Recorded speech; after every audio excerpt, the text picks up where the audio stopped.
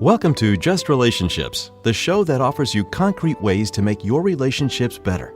Whether it's your boss, your spouse, your children, or your friends, the quality of your relationships in life directly affects how you feel about yourself and the success you achieve. Your host, Dr. Duffy Spencer, a psychotherapist, telecoach, author, and seminar leader, will interview top experts to help you learn to manage this essential part of your life. And now, here's your host, Dr. Duffy Spencer. Welcome back to part 2 of talking about fear, the most primordial emotion. One of the most primordial, could be argued that it is the most primordial emotion. And I am very happy to have Larry Doochin back with us. He is the author of a book on fear, Feeling Safe in a Challenging World. A book on fear, Feeling Safe in a Challenging World. Welcome back, Lawrence Doochin. Thank you, Dr. Duffy, for having me back on. My pleasure. I'm so excited about our second show. So you don't have to do all the recapping, Larry. I just want to say that, again, we're looking at the universality of fear, and you made the point that fear is good because it is a pointer. It gives us something to look at. And of course, we're looking at basic primordial fear of tigers and snakes versus one's boss's crooked eyebrow, because the body doesn't tell the difference between the saber-toothed tiger and a psychological threat. Crooked eyebrow, fired, homeless. In one fell swoop, within a week, I'm homeless. So, and then we're looking at when we're looking at besides tangible fear that we have to fight or flee or unfortunately freeze when there's no other alternative. We're looking at the psychological fear, which is about beliefs. And these nagging underlying beliefs. I'm so glad you put it last week with the idea that most people are burdened by the belief of not being good enough, not being worthy enough, not being deserving of their own good, not being lovable enough. And I refer to these fears in my field are called introjects. And how do you extroject? How do you get these fears up and out? I love the metaphor you used about the virus, the underlying virus, like in a computer, that bastardizes everything, that toxifies everything. And the nature of the subconscious is that it is so just that, so secret, so deep, that we don't even recognize that these beliefs are drivers. They're drivers, and they're not only drivers initially, but they're interpreters. So my husband left me. Well, that's because I am unlovable and unworthy. Not because he left me. We had a difficult relationship. All relationships are systems. All parts interact like that. And so there's so much here. We're looking at self-judgment, turning into self-compassion. We're looking at, if we get under a lot of societal conditioning and toxic beliefs, how we're really all gems in our heart. We all have that divine spark. We are spiritual beings. That energy just transforms. It doesn't die. So I don't want to recap the whole show, but there's so much to say. So did you want to add for people who didn't necessarily listen last week to anything that you want people to really remember? I think just basically that we have to come to a point where we want something different, and that's the initiator of change within us, and also triggers the universe to help us to go down the path of greater awareness and healing, and to know thyself. And then we can get past the fear. We're not meant to live in a state of fear. We're meant to live in states of joy and peace. And that is I'm 100% certain possible for every person if they're willing to, go down that path. It's just that a lot of people are not willing to go down that path because they either fear that path or they're attached to their identity, reputation, money, control, power, something like that. And we have to be willing to take a look at all of our attachments so that we can understand what is inhibiting knowing our true self and coming to that state of joy. So I want to give you this, Larry Doochin, the idea of we're meant to live in a state of joy. And I will say that when it comes to peace, we are predators, okay? We had to survive by killing animals or by eating plants, which is a form of death for the plants. And we had to aggress into our environment to make something of ourselves that we wanted. And we have the larger brain, we have the vocal apparatus, we have, believe it or not only being bipedal, that we can walk, which frees our hands, we have the thumb, which enables us to grasp things, so we can grasp weapons. And I'm not arguing against peace, Larry. I'm just saying that stress is something that's necessary. And it's there's a difference between distress and eustress, distress from dis-ease and eustress from euphoria, feeling good. So that's kind of a challenge to you. You're not talking about perpetual peace and serenity. This is a good thing, no matter what happens to us. Again, the subtitle of your book is Feeling Safe in a Challenging World. So safety is about peace. It's very true. So do you have a sense of what I'm asking you?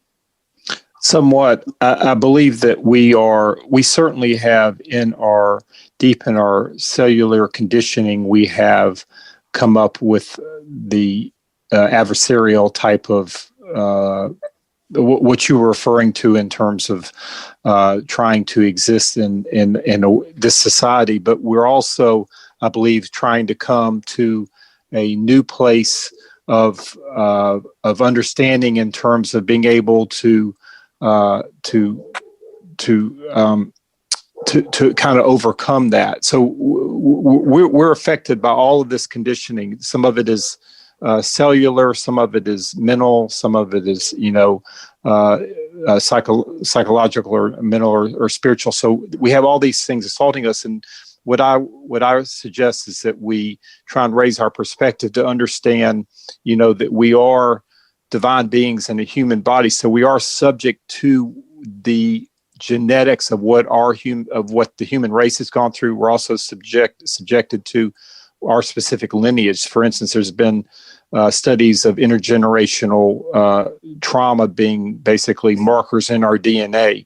So we are subjected to all that. But I also believe, I think that people like Jesus and Buddha set the examples for us, and I think we are able to.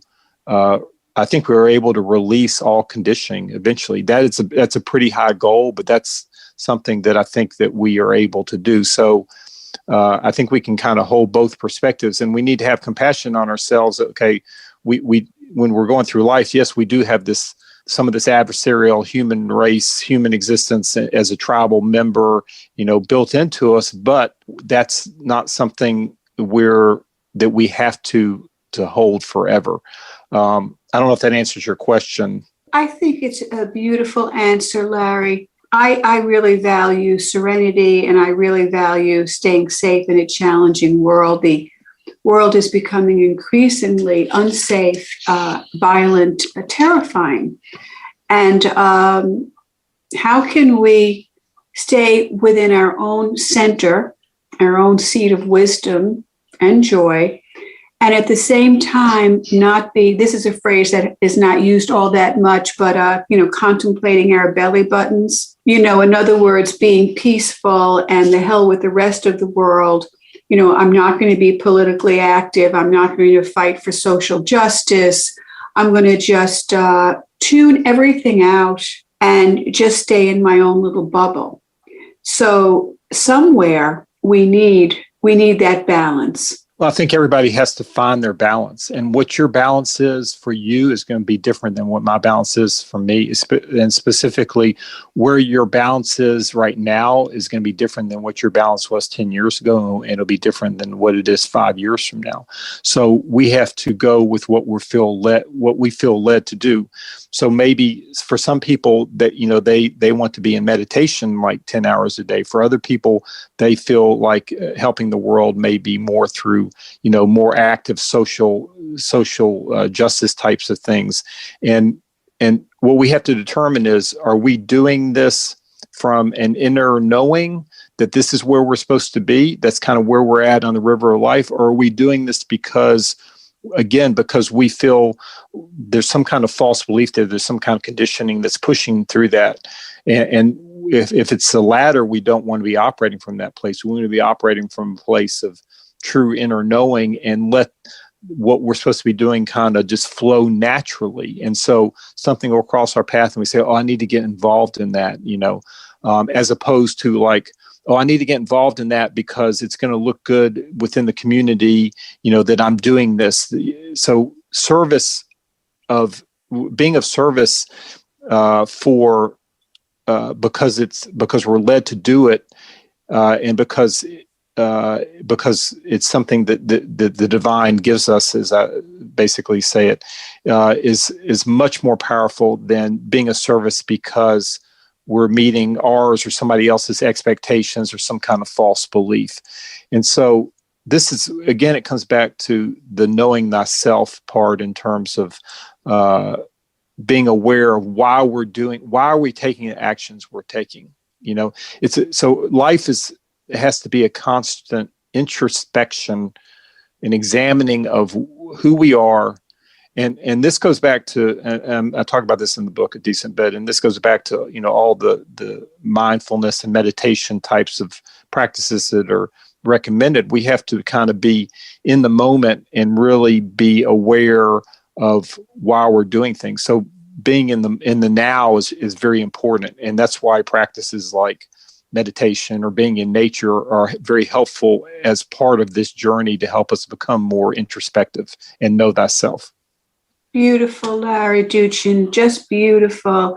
So yes, I do believe we're somewhere between the tribal and the divine, and we want to hold those parts. I always say, humanity is somewhere between the animals and the angels, and I'm glad you like that.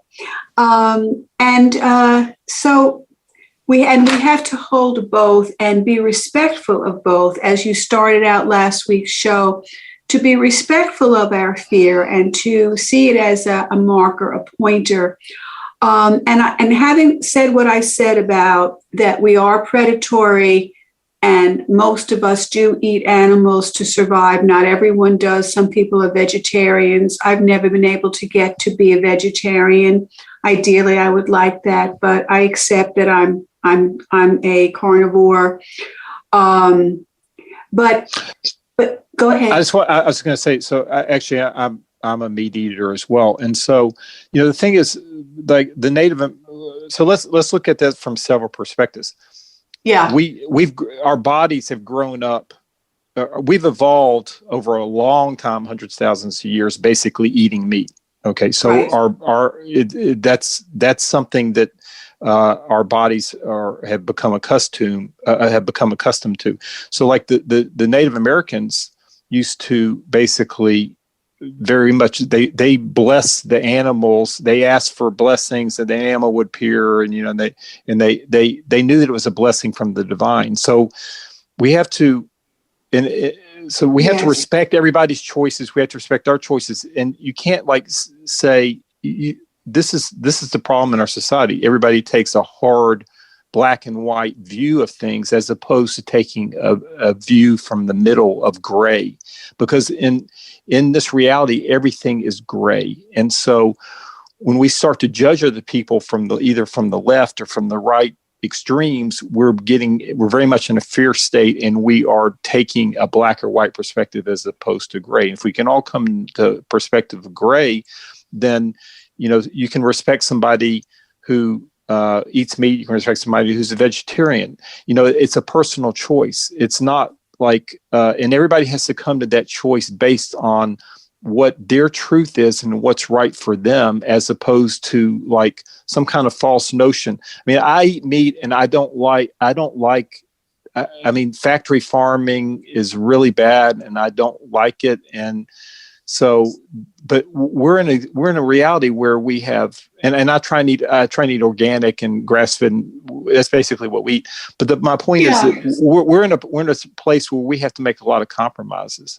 So we have to have compassion on ourselves. Like, we have to compromise. We're having to make compromises because we live very far from an ideal society. In an ideal society, animals would be taken care of in a much better way. They would be basically blessed before they're killed. And so everything has an energy in it. And these animals, again, we're not here. We're eternal. So, and all of God's creation is eternal. And so the animals, it's not like they're giving to us so that they can be recycled in a certain way. And their energy, whatever type of soul or energy they have, goes on to another existence. So this is one of the things I try and do with the book is bring everybody to a much higher perspective. That's why we talk about in the book, we talk about psychology, we talk about spirituality, we talk about quantum physics, we talk about philosophy. So that what I'm trying to do is I'm trying to take people from having their nose up against the bark of the tree at the bottom and thinking that's their only reality, to taking to the top of the tree and seeing the whole forest. And when you do that, you become less judgmental, less fearful, more compassionate, more forgiving, all the things that you and more joyful. And those are the things that you want your life to be. Yes. And I first of all, Larry, I have to say that your book is such a contribution to the betterment of our world. Oh, thank you. So simply by writing your book and letting people read it is such a fabulous thing to do. And someone can do a protest, a peace march, and someone can write a book. And there are so many different ways to help, to contribute. And I do believe that human beings are naturally competitive as well as naturally cooperative. And that it reminds me of the Indigenous Americans story about there are two wolves inside of us. One is mean and ferocious, and the granddaughter asks her grandmother, and the other is sweet and gentle and kind. And the granddaughter says to her grandmother, well, which is stronger? And the grandmother answers, the one we feed. Yes, absolutely love that, Dr. Duffy. I mean, that's true. So we're making a choice. Every moment we're making a choice to what we're energizing, what we're feeding.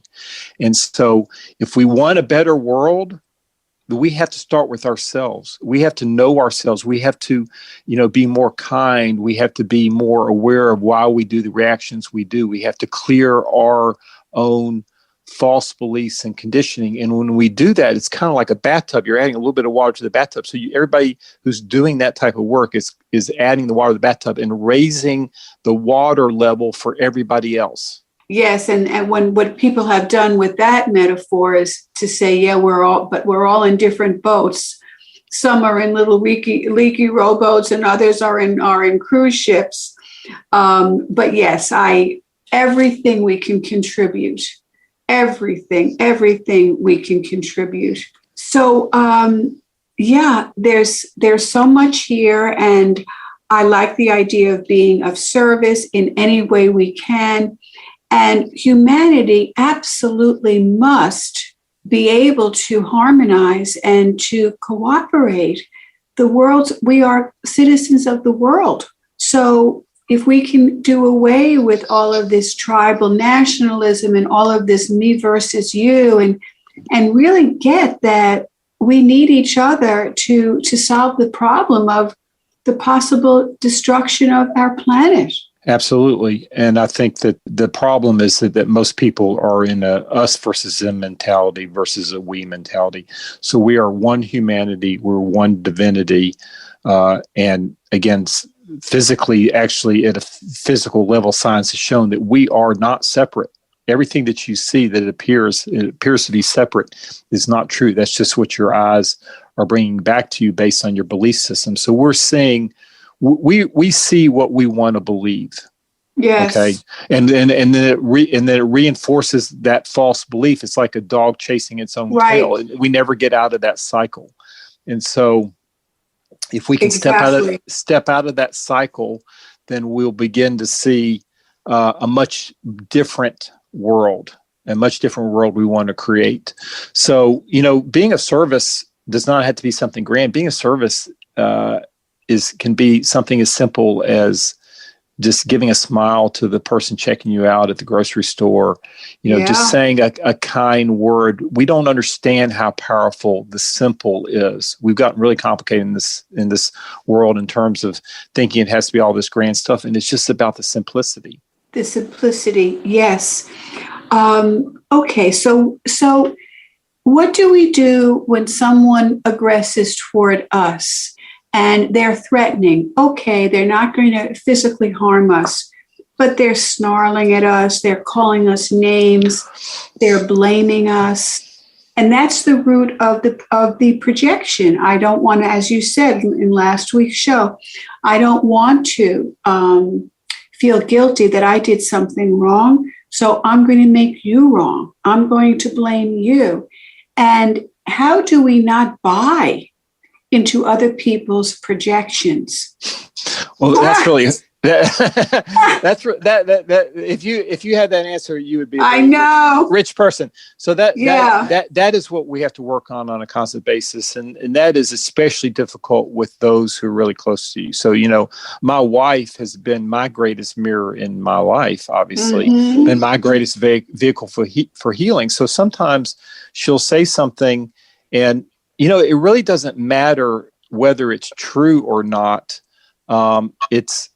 It's more like, what is my reaction, and what gift is it giving me to be able to better see myself? Because if it triggers guilt in me, then I don't need to. We don't solve guilt by, like, if we feel guilty about not working, we don't solve guilt by going out and getting a job. We solve guilt internally. Okay, so when she triggers me, I go back in and I say, oh, I'm feeling guilt. And then I try and just bringing awareness to that is going to help heal it. But then I basically ask, I release it to the universe in whatever way that somebody feels led to do that. But you kind of release that and say, this doesn't serve me. This is not who I am. So you let go of that. And the more you do that, the less you will be affected by those situations until it no longer affects you. But it's kind of like, it's that big black ball. You're pulling off a strand of that big black ball, like you mentioned in last week's show. So,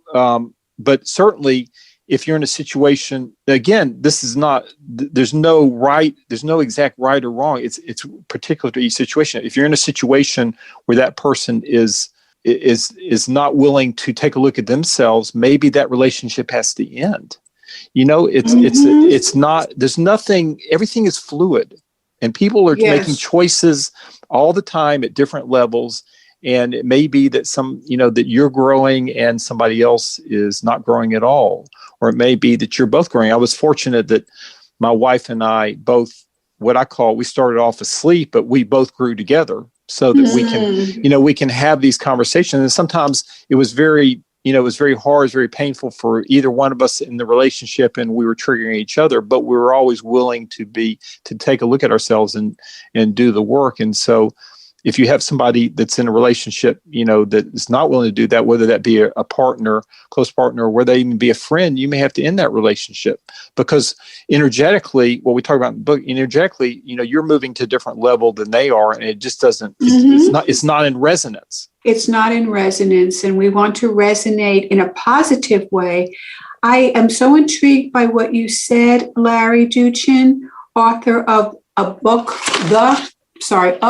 on fear, feeling safe in a challenging world, DOOCHIN.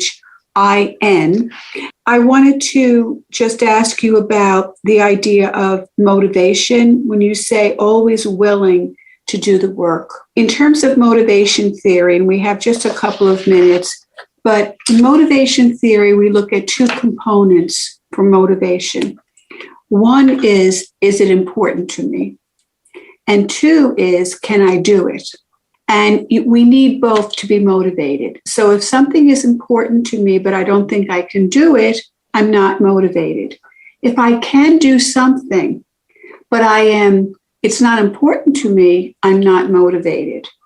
So I think it's the can-do part that is the bugaboo, right? When you say with your wife, you both started out asleep and you kind of awakened together and you're on your mutual growth path as individuals, and you believed you could, like the little engine who could, right? I can. And when I was writing my doctoral dissertation, I had that over my desk. I think I can, therefore I can. So we have just a minute or so, Larry. Any take on that, the willingness, the can do? Yeah, for sure. I think that certainly it starts off with the wanting to change. But the second part is that I can assure you that that you can do it. Sometimes it can feel difficult, but the universe has so much knowledge and knows what you need, and you don't know what you need, and you don't know the path of the river of life is going to take you. And so basically, the universe is not going to present you anything that you cannot handle. And it's true. And it's through these different what we call, working through ourselves in emotional trials, that we make the gold pure. We purify the gold. It's the burning off of things, and we actually get stronger as we do these things, and we're able to handle more. But I can assure you, don't make a judgment on yourself whether you think you can handle something. If it's come up, you can handle it. You are so strong. You're divine being. You're so strong. You can definitely handle it. It may be difficult, but it's not the sadness, the anger, or whatever it is not going to overtake you. Okay. You can get through this and you can get to the other side. I assure you with 100% certainty. On that note, oh my word, Larry Doochin. And I just want to add, I can handle it both with internal and external resources. And in our world of toxic individualism, with the belief that I should do everything alone or I'm weak, to use our external resources, libraries, other people, anything and everything out there that is at our disposal for richness and nurture. So I completely agree. I can handle it, which is the quintessential way to deal with fear. Susan Jeffers, in her book, Feel the Fear and Do It Anyway, that was her quintessential affirmation. Whatever happens, I can handle it. And that's how I ended with you, Larry Doochin. And I cannot thank you enough for this interview. I am very intrigued by you, very pleased to have a conversation with you. And Larry Doochin's book, Doochin, is available on all the online services. A book on fear, feeling safe in a challenging world. And it's a book on fear.com, Larry? We'll link to my website, yes. Okay, a book on fear.com. And it's available in written and e-form. And thank you again so much for this wonderful 2-part series. And I wish you many blessings. I wish you well. I wish you. Thank you. And this is Dr. Duffy Spencer saying goodbye for now and wishing you great relationships.